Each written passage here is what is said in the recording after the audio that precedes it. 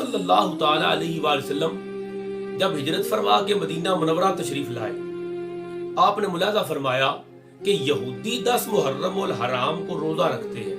عرض کیا گیا یہ 10 محرم الحرام کو یہودی اس لیے روزہ رکھتے ہیں کہ 10 محرم الحرام کو ان کے پیغمبر کو اللہ رب العزت نے فرعون سے نجات عطا فرمائی۔ آج یہودی وہ بھی 10 محرم الحرام کو یوم عاشوراء کو شکرانے کا روزہ رکھتے ہیں۔ حضور صلی اللہ تعالی علیہ وآلہ وسلم نے جب یہ سنا، میرے آقا علیہ الصلوۃ والسلام نے فرمایا موسیٰ علیہ السلام پر ہمارا حق زیادہ ہے۔ حضور پاک نے خود بھی روزہ رکھا، حکم دیا کہ میرے صحابہ تم بھی 10 محرم الحرام کا روزہ رکھا کرو۔ میرے آقا علیہ الصلوۃ والسلام فرماتے ہیں مجھے اللہ پر گمان ہے عاشوراء کا روزہ 1 سال قبل کے گناہ مٹا دیتا ہے۔